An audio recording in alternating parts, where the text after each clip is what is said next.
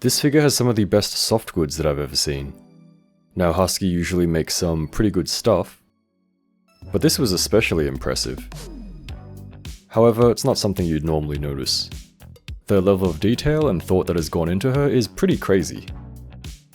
My experience with her, unfortunately, was not exactly the best though, and we'll talk about that later on. We're going to take a look at PA008 Rose Knight Gloria from Hasuki's Pocket Art series. The good, the bad, and everything underneath. I mean, in between. Just quickly, I'd like to give a shout out to Bombersby, who has been a great partner to the channel, and provided some figures for us to take a look at. They also usually get stuff in fairly quickly, so I would highly recommend checking them out. I've put some links and other stuff in the description. Out of the box, she has 3 trays. The first layer has the main figure and accessories related to that. The second tray has some secondary accessories. And the third tray has her stand stuff. Getting her out of the tray. Here she is. There's just a few plastic protecty bits, mainly around her head. First impressions, pretty stereotypical Hasuki figure, or whatever that means. She's got some asymmetric greenish blue translucent horns. It's not really explained, but I suppose she's some dragon or has some dragon powers. The hair is nicely sculpted and does have some shading. By default, she has a closed-eyed happy face. Looks super cute. Everything is nice and neat. There is some blush for details, and the mouth is sculpted very well too. For her overall look, I'd say she has a fairly straightforward design. She's got a kind of noble, knightly looking shirt with some nice details. Obviously you don't know what I'm saying. She's got a green gem and a plastic ruffly collar bit. She's got little bows on her poofy sleeves. And everything fits well and looks appropriate to scale, which is always very impressive for 1/12 stuff. She's got some leather strappy bits which look very nice. This is kind of like a harness, I guess. She's got some around her legs as well. She's got like a skirt tail type thing attached around her lower torso. Don't know what to call this. There are some patterns and stuff on it. Looks very nice. And there is a wire running along the lower edge. This allows for a little bit of extra posing, but nothing too crazy. The yellow dots could have been done a little better, but it's not too bad. They're pretty much just little stickers. She's got some simple black shorts. These do have functional pockets. She's got long black socks, or stockings, whatever you want to call them. And some black booties. In terms of soft goods, everything is tailored to perfection, as it should be for a royal knight. However, that is not even the most impressive part of these soft goods, and we'll take an even more detailed look later on, of course. For articulation, everything moves well despite the details of her outfit. Her head turns well. Just be careful of the side hairs, of course. Her hair can also get in the way when she nods and tilts, but it's not too bad. Her arms raised to the sides well. The left arm is a tad loose for me, but it's nothing too bad. She can of course rotate her arms. Just be careful when moving the arms and ensure that the joints are at the correct angle. Do also be careful of her shirt, as it is quite thin. You wouldn't want to get it caught and damage it. Her elbows bend like so.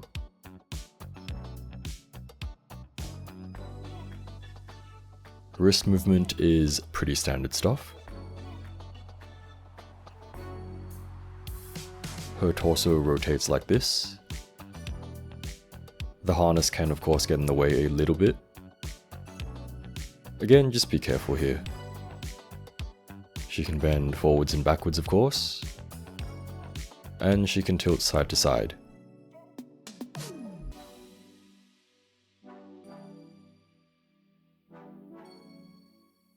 She also has separate hip movement. Nothing too special, but at least it's there. As her shorts are very well tailored, they don't really get in the way when her legs raise to the sides. Forwards and backwards kick is also pretty good. And the more impressive thing is that even though they fit so well, they can be taken off and put back on. Her knees bend well.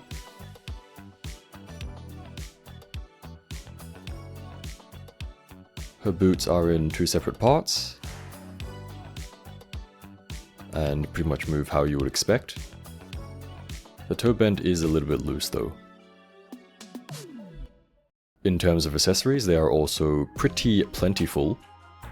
She has 4 faces total, and well, you might see a problem here. Unfortunately, the copy that I bought had duplicate happy faces. Thankfully, Bombasby was able to send me a copy as well, and so we can actually complete the review. By default, she has her closed-eyed happy face. Once again, very cute. Her regular open-eyed face was the one that I was missing. Her eyeballs are completely round. I would say quite similar to Izumi Haisei, and unlike Fiona's recessed eyes. She also has a shouting type face with open eyes. You can of course move the eyes of these faces using this little stick thing. Increases playability of course. Finally, we do have a super shocked face. Extra cute. Honestly, probably the only face you need. I would say the variety is pretty good, I just kind of wish the open-eyed ones looked a little bit better. Gloria also has a front hair swap if you want her to be a regular non-dragon girly. It's pretty much the same front hair, just without the horns. For hands, she has a total of 6 pairs, or 12 total. By default, she has regular relaxed hands. She's got a pair of fisty hands. She's got holdy hands. She has 2 different types of these in slightly different shapes. I suppose one works better with the sword. She's got a pair of rose holdy hands, I guess. And she's got pointy hands. So I guess a nice variety there as well. Of course, she does have her sword and dragon skull shield thing, I guess. The sword is quite nicely detailed, and the hilt does have a green gem.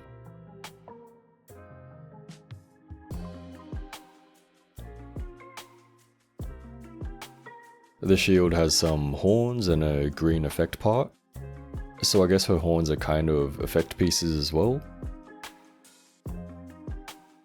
To attach her shield, you just slip it onto one of her arms. It can be a little bit loose, so I would suggest putting it above her sleeve if you can, but it is a little bit fiddly. One of the horns did fall off on my copy, so do be careful with that. Nothing a little glue can't fix though. Might also just be my QC luck. She also does have a lantern which actually lights up. The batteries should be included, and there is a magnet which turns it on and off. It is a good idea to check the instructions for this. You gotta put the batteries in a certain way.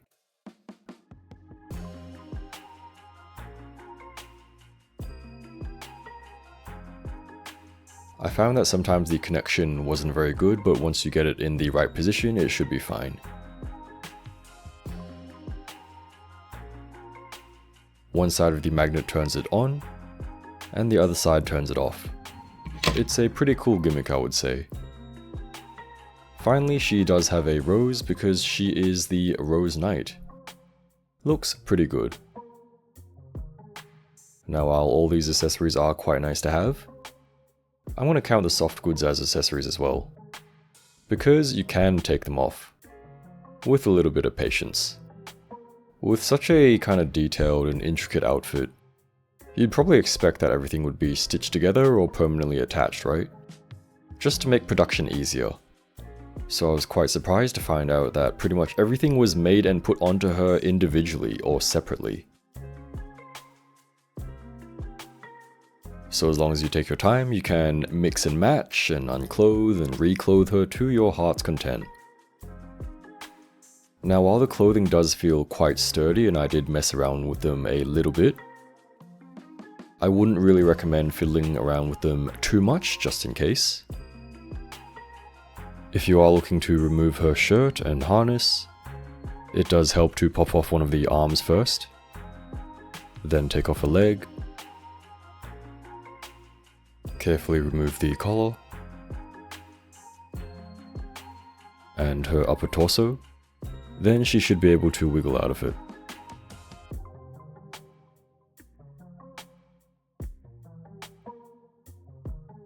Besides being individual pieces, I would say the thought and craftsmanship put into each piece is fantastic. Her shirt has a little wedgie part to keep it tucked in properly. I would say this is quite a clever detail. The ruffle collar thing is buttoned down and has a very small, thin elastic thing. Most of the other pieces you just kind of put on and secure with a Velcro. Again, everything fits super nicely and is very well done. Just a word of warning is that the fabric can bleed onto the figure. In particular, her thigh highs. And her shorts, I guess. PA009 Friede has a similar outfit, so I would suggest that if you are worried about this, do take them off carefully as soon as you get her and give them a good wash first. Gloria's base body is similar to other Husky figures before her, so there are some little pointy bits and subtle lines around. Also, I did discover that Snail Shell feet or ankle joints do fit perfectly on Husky Girls. So you can play dress up and things. How fun. Anyway, for height with her dragon horns, she's about 16 centimeters or almost 6.5 inches. Without her horns, she's about 15 centimeters or 6 inches. Kind of tall but not too tall and will fit into most collections, of course.